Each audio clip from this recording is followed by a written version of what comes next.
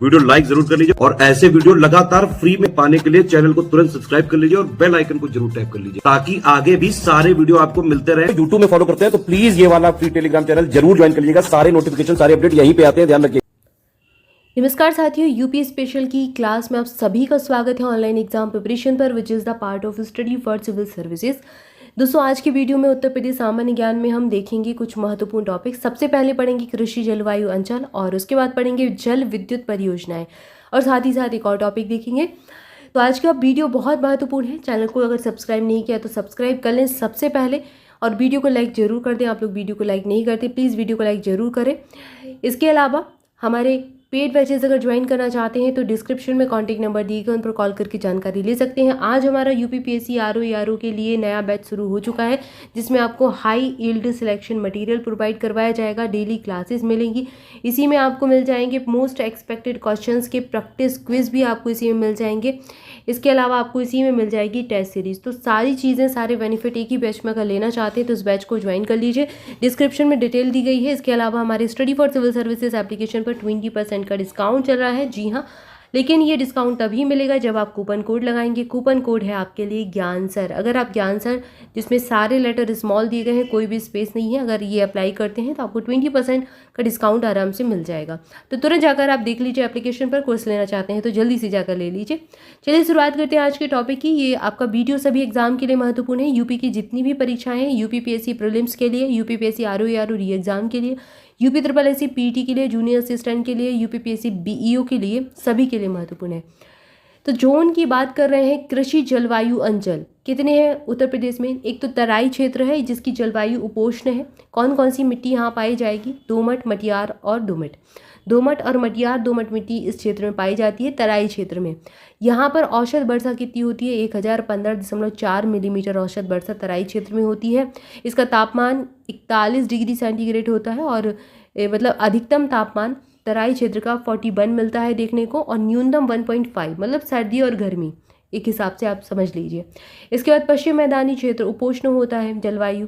दोमट, मटियार दोमट और बलुई मिट्टी यहाँ पर पाई जाती है। ये मिट्टियों के आधार पर प्रश्न पूछे जाते हैं। जैसे आपसे पूछ लेंगे कि बलुई दोमट मिट्टी किस क्षेत्र में पाई जाती है, निम्नलिखित में से ऑप्शन आपको दे दिया तराई क्षेत्र, फिर दे दिया पश्चिमी मैदानी क्षेत्र, और दे दिया आपको दक्षिण पश्चिम अर्धशुष्क क्षेत्र, और दे दिया बुंदेलखंड क्षेत्र। अब यहाँ पर अब देखो कंफ्यूज नहीं होना, यहाँ पर बलुई बस है, यहाँ बलुई दोमट मिट्टी है, तो मध्य पश्चिम मैदानी क्षेत्र, दक्षिण पश्चिम अर्धशुष्क क्षेत्र या फिर आपका मध्य मैदानी क्षेत्र, तीनों में बलुई दोमट मिट्टी पाई जा रही है। ठीक है, तो आपको इस प्रकार से भी आप इसको मिट्टियों के हिसाब से भी इसको अरेंज कर सकते हैं और जलवायु के हिसाब से भी। तो ये प्रश्न एग्जाम में ऐसे पूछे जाते हैं। अगला हमारा जो क्षेत्र है मध्य पश्चिम मैदानी क्षेत्र, उपोष्ण मिट्टी है। दोमट, मटियार दोमट और बलुई दोमट यहाँ मिट्टी पाई जाती है।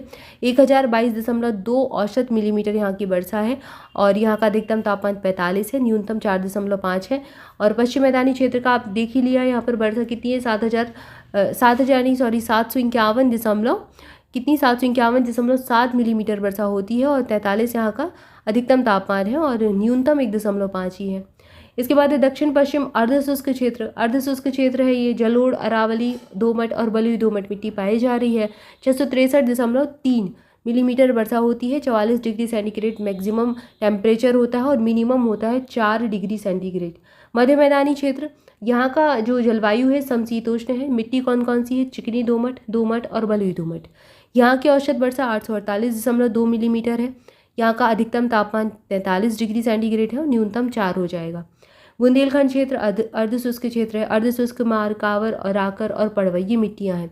876.1 मिलीमीटर यहाँ पर औसत वर्षा है। 46 डिग्री सेंटीग्रेड अधिकतम तापमान है और 5 डिग्री यहाँ का न्यूनतम तापमान है।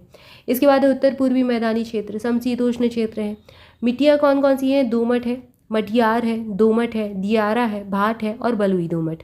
ये सारी मिट्टियाँ हैं यहाँ पर। तो बलुई दोमट वाली लिस्ट में इसको भी शामिल कर लें। 1218.3 मिलीमीटर औसत वर्षा है। 40 डिग्री सेंटीग्रेड तापमान है। 6 डिग्री न्यूनतम हो जाएगा। अगला है पूर्वी मैदानी क्षेत्र। यहाँ पर समशीतोष्ण जलवायु है और सिल्टी दोमट, मटियार दोमट और बलुई दोमट ये मिट्टियाँ यहाँ पाई जाती हैं। 1016 मतलब ठीक ठाक वर्षा यहाँ पर होती है और 42 डिग्री सेंटीग्रेड यहाँ का मैक्सिमम टेम्परेचर है, मिनिमम हो जाएगा 5। विंध्य क्षेत्र समशीतोष्ण क्षेत्र होता है और मटियार दोमट, बलुई दोमट और मटियार यहाँ पर मिट्टी मिलेंगी। वर्षा यहाँ पर कितनी होती है?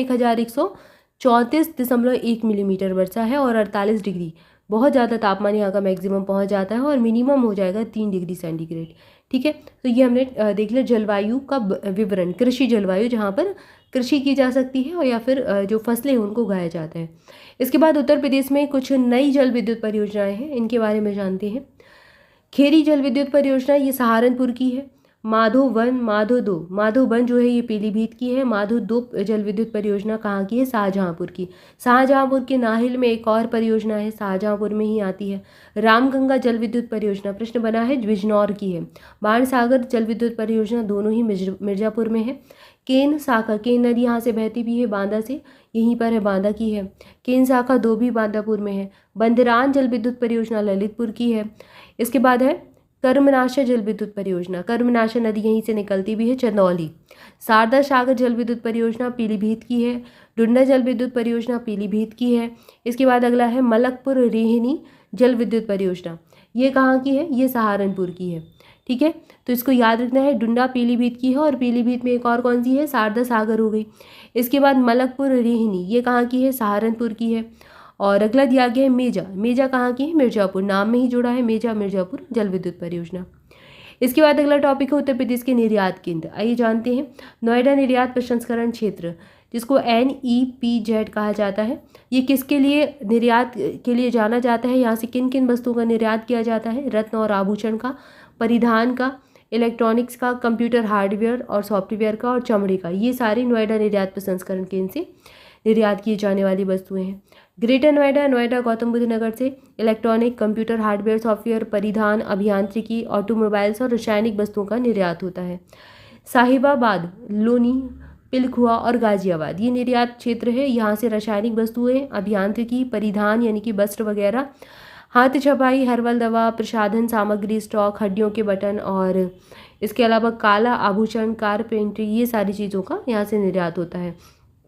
खेकरा मेरठ, ये एक निर्यात केंद्र है, खेल के सामान यहाँ से निर्यात होते हैं, वस्त्र, हाथ छपाई, ब्लॉक और स्क्रीन, हथकरघा, सोने के आभूषण। सहारनपुर से नक्काशीदार लकड़ी, खिलौने, लकड़ी की सजावटी वस्तुएं, फर्नीचर और चावल निर्यात होते हैं। खुर्जा बुलंदशहर से मिट्टी के बर्तन, मिट्टी के बर्तनों पर चित्रकारी, चीनी मिट्टी, चीनी खपरा, स्नानागार के उपयोगी की जो वस्तुएं हैं वो सब यहाँ से निर्यात होती हैं। अलीगढ़ और पुरदिल नगर, यहाँ से ताला, अलीगढ़ को ताला नगरी के नाम से भी जानते हैं, इस यहाँ से ताला, बिल्डर्स हार्डवेयर, धातु कांच, कला, कांच और चीनी मिट्टी के मनके और शिल्प वस्तुएं। हाथरस से कांच और चीनी मिट्टी के मनके, इसके अलावा पत्थर, मनका से जुड़ा हुआ पीतल का लैंप, ये सारी चीज़ें हाथरस से निर्यात होती हैं। आगरा से रेशम का गलीचा, कालीन, हस्तशिल्प की वस्तुएं, बूटेदार वस्तुएं, आभूषण, जड़े हुए वस्तुएं, संगमरमर की वस्तुएं, संगमरमर की जड़े हुए वस्तुएं, पत्थर कला के टुकड़े से चमड़े के जूते, चप्पल, बैग, ये सारी आगरा से निर्यात होती हैं। फिरोजाबाद ये चूड़ियों के लिए प्रसिद्ध है, 1 डिस्ट्रिक्ट 1 प्रोडक्ट में चूड़ियाँ यहाँ पर जो है चुनी गई हैं और यहाँ से कांच के टुकड़े, कांच की वस्तुएं, कांच की चूड़ियाँ और वैज्ञानिक उपकरण निर्यात होते हैं। मुरादाबाद से ये बर्तन के लिए, पीतल के बर्तनों के लिए प्रसिद्ध है, यहाँ से कला धातु के बर्तन और कला आभूषण और हट्टी के आभूषण जो है यहाँ से निर्यात होते हैं। रामपुर ये कढ़ाई के काम के लिए प्रसिद्ध है। बरेली जरी दोजी, कढ़ाई की वस्तुएं और चावल। मथुरा से पत्थर शिल्प, ठप्पा छपाई, हाथ छपाई, घुंघरू और लघु छपाई। नगीना बिजनौर से कंघी, हड्डी शिल्प, लकड़ी पर नक्काशी, ये सब निर्यात होता है। शाहजहाँपुर से कालीन। कन्नौज से ये इत्र नगरी है, तो भाई इत्र, परफ्यूम, गुलाब जल, चंदन की लकड़ी का तेल आधारित परफ्यूम जो है ये सारे यहाँ से निर्यात होते हैं। फर्रुखाबाद से ऊन और रेशम पर हाथ छपाई, जरदोजी का काम, लकड़ी का टुकड़ा, तरकशी, ये सारी निर्यात होती हैं चीज़ें। लखनऊ से लघु छपाई, चिकन जरदोजी, आयुर्वेद दवाएं, आम, तंबाकू, बाटिक, ऊँट की हड्डी और ऊँट की हड्डी पर नक्काशीदारी जो है, ये सारी चीज़ें बनी वस्तुएं जो हैं इससे निर्यात की जाती हैं। मैनपुरी तंबाकू, लहसुन के उत्पाद, लकड़ी पर तरकशी का काम। अगला दिया गया है मुजफ्फरनगर, यहाँ से चावल और कागज निर्यात होता है, महत्वपूर्ण है, याद रखिएगा। कानपुर तो चमड़ा, यहाँ पर कई सारे यहाँ चमड़े के उद्योग हैं। चमड़ा, चमड़े की जूते, बैग, सूटकेस, चमड़े के परिधान, सॉफ्टवेयर निर्यात, केमिकल, इंजीनियरिंग, ऑटोमोबाइल्स, वस्त्र, हथकरघा, पावर लूम, दवा, मसाले, ये सब ऑटोमोबाइल्स वगैरह है इंजीनियरिंग के लिए। इसके लिए नोएडा का ज़्यादा पृष्ठ बनता है, यहाँ से चमड़े की चीज़ें ज़्यादा पूछी जाती हैं। उन्नाव से चमड़ा और चमड़े का सामान। फतेहपुर से आलू के उत्पाद, हस्त मुद्रण वस्तुएं। महोबा पान के लिए फेमस है, पान की पत्ती।